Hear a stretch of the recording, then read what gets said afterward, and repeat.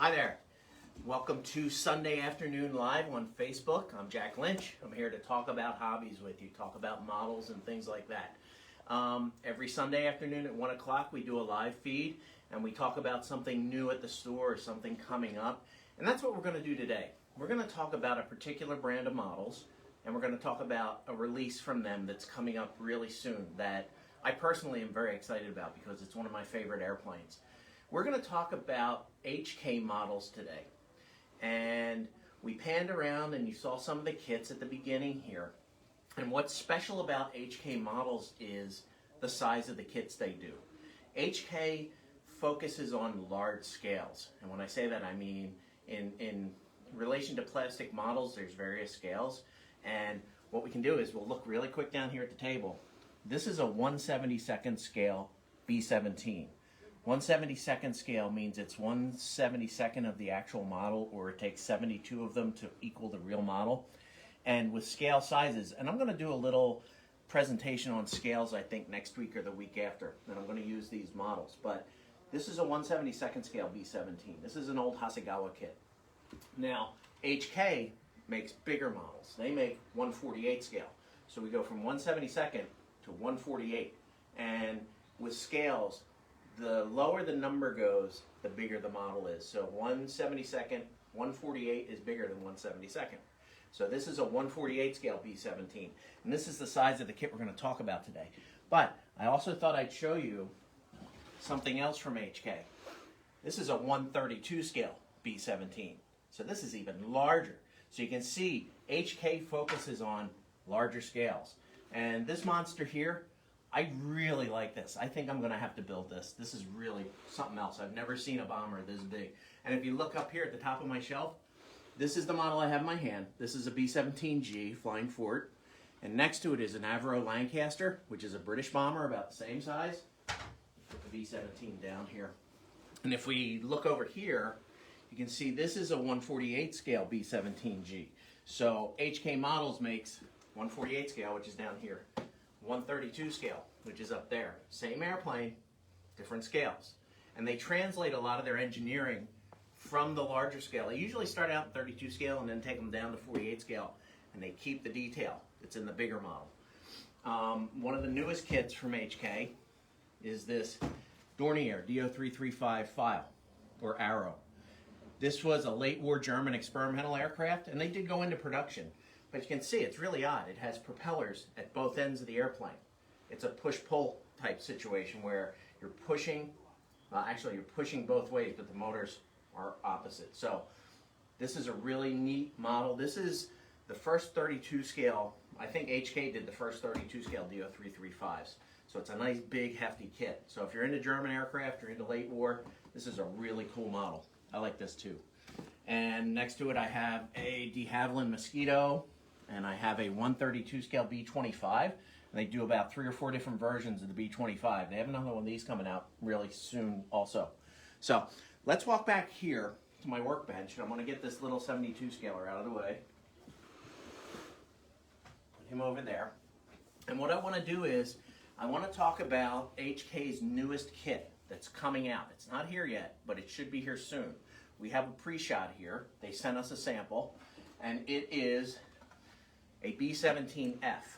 Now, B-17 is one of my favorite airplanes. Hands down, this is one of the airplanes that won World War II for the Allied nations.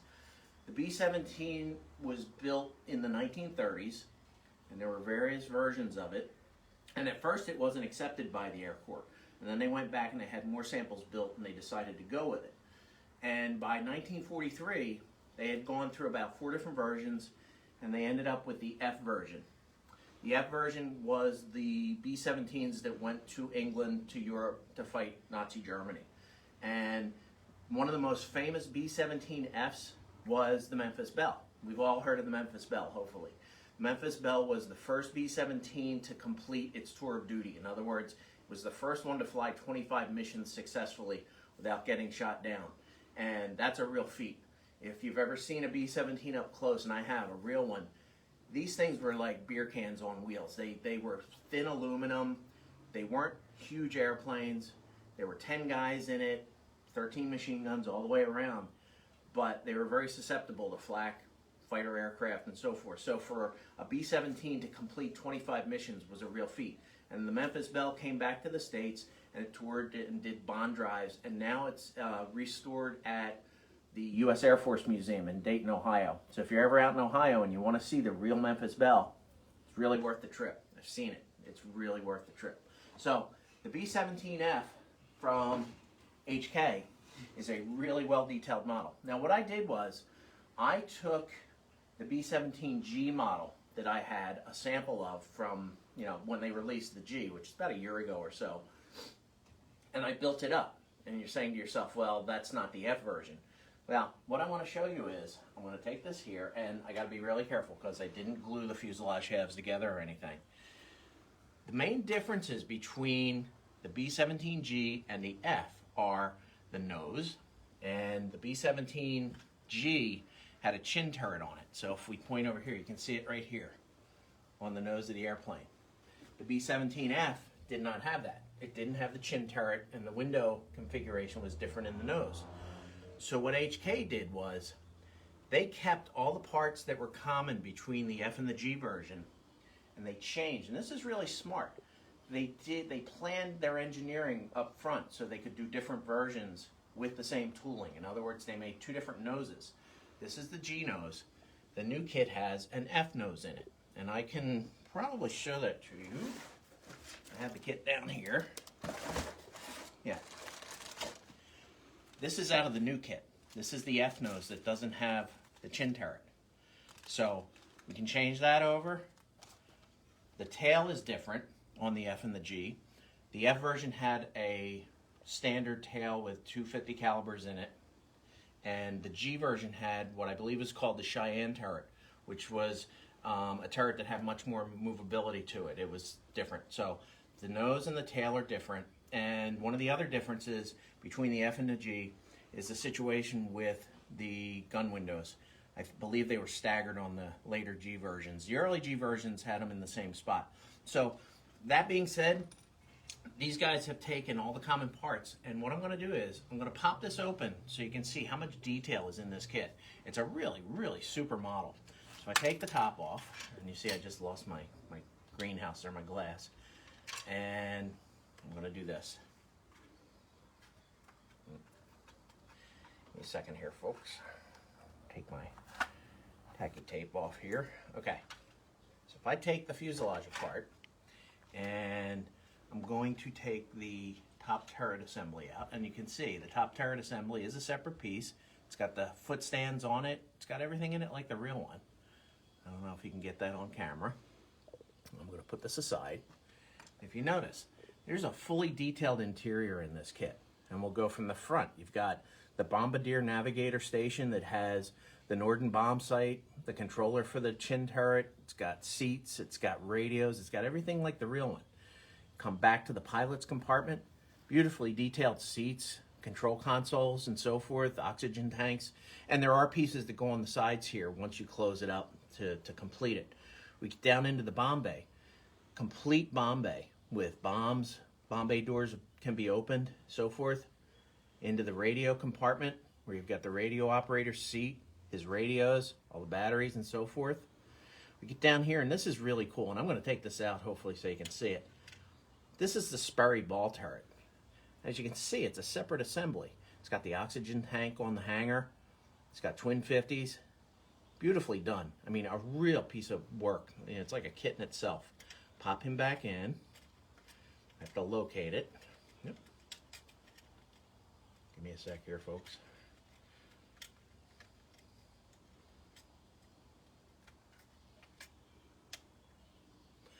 As we go further down, you've got the floorboards that go down through the gunner's windows, the gun stations.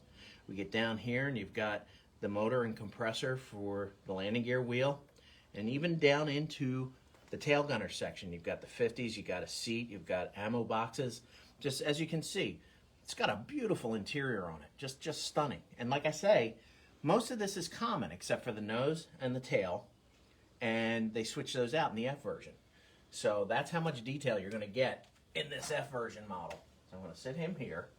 Something else I'd like to show you And these guys will probably fall apart because I don't have them glued on. These are the wing assemblies for it. They have really beautiful Pratt & Whitney, I believe they're R280 engines in them. Beautiful propeller assemblies. Pop those off. We'll pop off the cowlings. You can see you've got really nice engine assemblies. I'm going to do that and that. Actually, I'm going to take the engine assemblies off so that I can show you something else that I think is really cool in this airplane. I'll take these guys off too.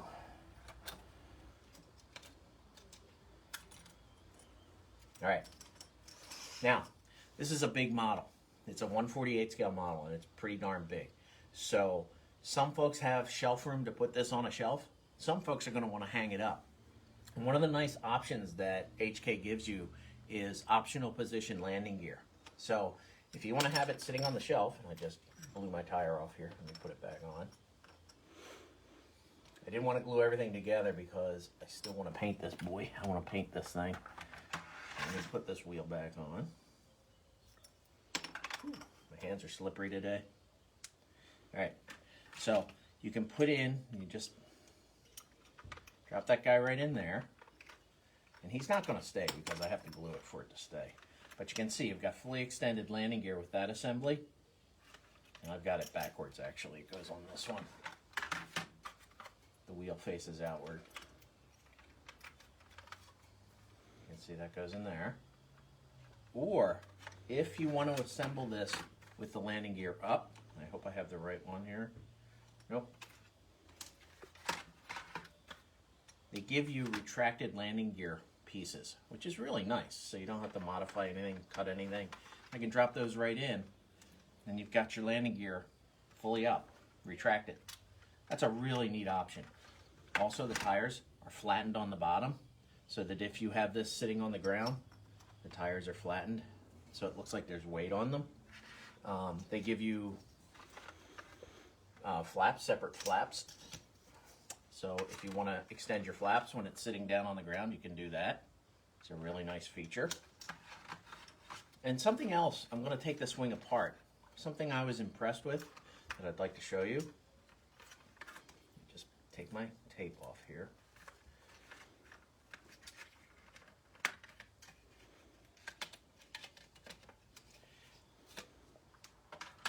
The landing gear bays are fully detailed. And you can see it's a modular assembly that goes into the wing. You can see that's a fully detailed landing gear bay, station for the landing gear. That's really, really a nice feature. So everything you're seeing here on this 48 scale is translated down from the 32 scale model. So you get a ton of detail in this model. They also give you some photo etch pieces. They give you seat belts and some grills and things for the engine areas, which is a really nice feature. And what I'm going to do now is I've got the box opened here for the Memphis Belle for the F version. I'm going to bring it over here on the table and just kind of show you what's in the box, because I was really impressed with this box. They pack a lot into it. You can see you have your fuselage halves. Like I say, you've got the separate nose section. Did I leave that out of there? No. Okay, you got your separate F nose. Got your wing assemblies. Got a lot of great clear parts. You can see there's different nose sections for different types of B-17s. So they're giving you options, which is really nice. And these are like crystal clear glass pieces.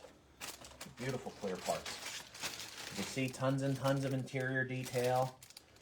All your bulkheads, all your detail parts, propellers. That's the tail assembly for the tail gunner. That's the inside of the tail gunner, and here's the outside. As you can see, it's a separate piece. Modular nose, modular tail section. Now, getting down into what I really like, really, really nice instruction sheet. Fully illustrated. Looks like CAD drawings they used. Gives you lots of information, shows you your decals and so forth. Color schemes, that's the Memphis Belle right there. That's the one I think I would do. And they have a different version here. Great instructions. Here's the decal sheet itself with some photo etch parts in it. You can see the Memphis Belle is up on the corner there. And this is really interesting. These are two little features they give you that I didn't expect. give you a couple nice big stickers of the Belle, you know, the Memphis Belle nose artwork. So you could put these on the base with it, or wherever you display it. You could make a little plaque and put these on it. Really nice ad. And finally, what I thought was a really nice addition is this color print of the Memphis Belle. Really, really, really spot on color print of the box art, and it gives you ideas about painting, gives you locations for all the markings and so forth.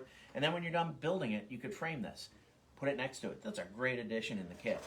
So the Memphis Belle, the B-17F from HK Models, should be here, I would say, probably in about a month.